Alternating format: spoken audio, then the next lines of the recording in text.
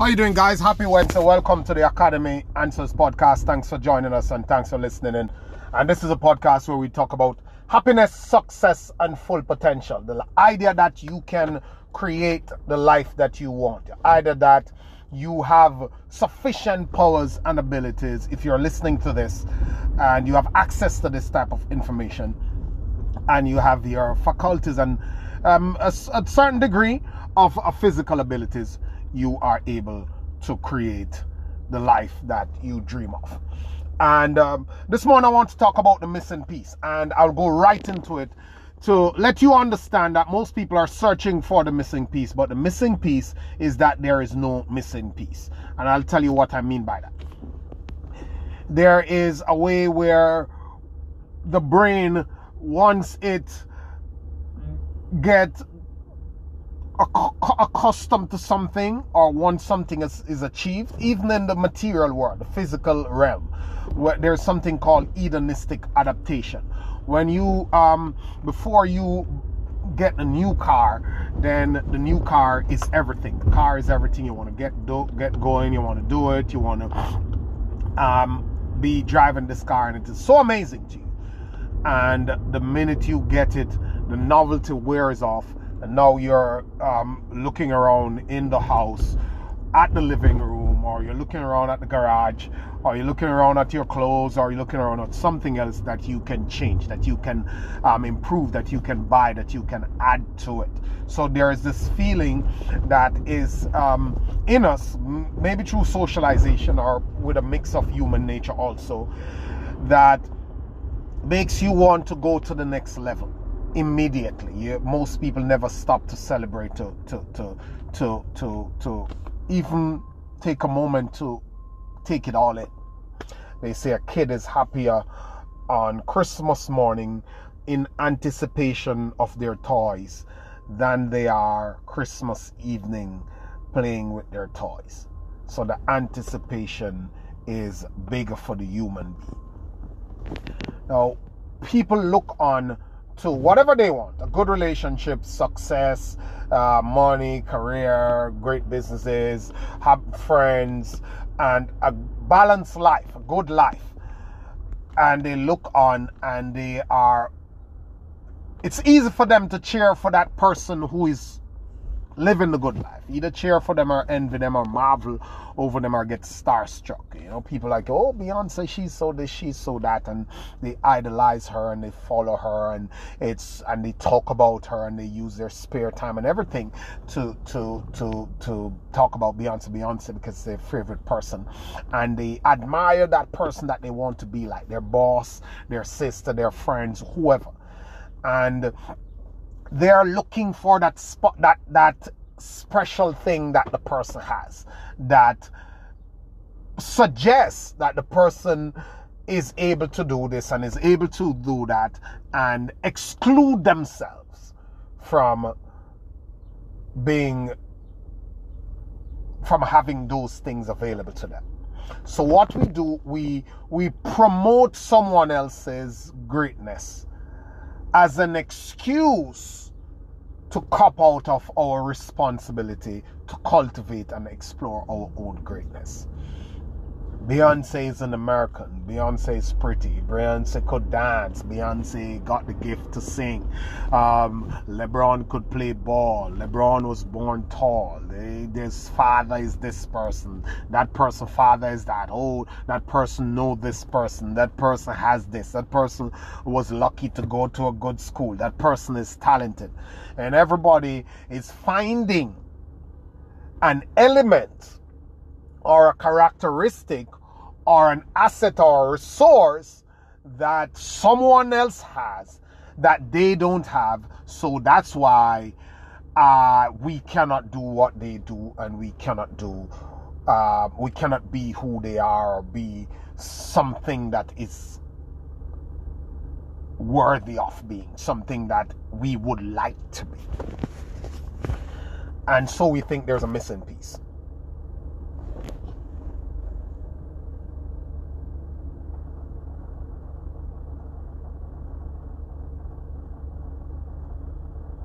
And everybody's searching for that missing piece. Now, the kicker is that there's no missing piece. There is no missing piece. What is actually missing is the connectors. And I'll tell you what I mean by that. So, there's a tendency for us to isolate our thinking, meaning we think in pieces, but we are not logical as human beings enough to connect the dots and put the whole thing together to get the bigger picture perspective.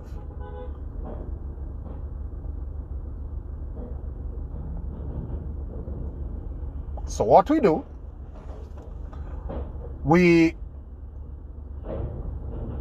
say, well, it's one life we have to live. Why not just spend the money on that? We don't have enough money anyways. Why not just use all the money to do this and enjoy our lives? Because we don't know what's going to happen tomorrow, and we don't know what's going to do this, and we don't know all this stuff. And we use the moment or the feeling or the emotion to carry us instead of working out a full set of steps or a comprehensive plan or model to get us to where we want to be. So we are saying, look, we can't save $50. So why bother save? Because it's going to take 50 years to get to the figure that we want to get to. But then we look at somebody, look at a story, look at the news, look at YouTube, look at Facebook, and we see someone there who is saying, hey, you don't have to save 50. Here's how I saved 5. And over 2 years, this is what happened with my 5. And that's how I was able to get to start saving 10. Because I did this, and I did this. And we say, oh, yeah, that person is this and that person is that. And we know, but we do not do. So we see LeBron, we see Beyonce, and we hear them talking about all the effort and hard work and the time that they put in and how they started and what they had to go through. But we disconnect that from what we can do and from the realities of what they explained that they did, and we start to point fingers at their talent and at their abilities and at the opportunities that they got and all the other things that we think is the thing that we don't have but they have. And we don't ever stop to connect the entire thing. So instead of saying, here's a person with a talent, here's a person who started at this age, here's a person who poured in the time, the effort, the discipline, the hard work, the belief, and they kept at it, and it happened for them. We are looking for a missing piece in our lives, thinking someone else has it, and no matter how many times the other person explain that these are the 55 things that I had to do to put it together, we would never stop to make that connection for ourselves. And people know these things, but they just don't want to connect it. People realize that, look, this guy didn't spend any money on this for 10 years. And then he wasn't good from the get-go. But he practiced and he practiced and he practiced and he became better. And here's 500 other guys who's saying that, hey, you got to practice and practice and show up and put the work in and be consistent and go through the tough times, and then it happened. We see and we hear all of that. It's somewhere in our brains, but we never connect it to what we can do and how we can pull our life together. I'm just telling you this morning in a quick and easy way that there's no missing piece. In your life, in my life, in your friend's life, in your mom's life, there's no missing piece. What is missing is a connectors. And the connector is you. The connector is your belief system. And the connector is your will to say, okay, let me find a model that suits who I am, of someone who has done this. Let me learn from that and let me do it. Because the truth is, the people who have done it didn't wake up one morning and found out that they were perfect and they just executed and it happened. The people who did it realized that their life was in shambles. Nobody believed in them. They don't believe in themselves. They don't have all these resources they need, but they set out on a path to find a way to figure it out, to put it together. They realize that in order to get from point A to point B, they will suck at the things that they need to be good at, but there's no way to become better unless they practice it. And people like to, for example, I like to use the example of people holding up Michael Jackson. I'm like, oh yeah, this guy was a born prodigy. He just could sing, and they don't realize, one, the level of work his father put into him and his siblings, and they don't realize that his biggest song, which is Thriller, happened 8 years after he started singing. So to get to the peak, to get to that golden nugget, it took him 8 years, even though he is so good as a kid. It's gonna take the work. You gotta have to put in the work. You gotta have to fit the pieces together. All the things that you know in your mind, all the things that you know about hard work, all the things you know about believing in yourself, all the things you know about dedication and discipline and practice and commitment, all those things. You gotta connect them for your life. About the money you need to save, about the investment moves you need to make, about the health decisions you need to make. You need to connect them in your own life.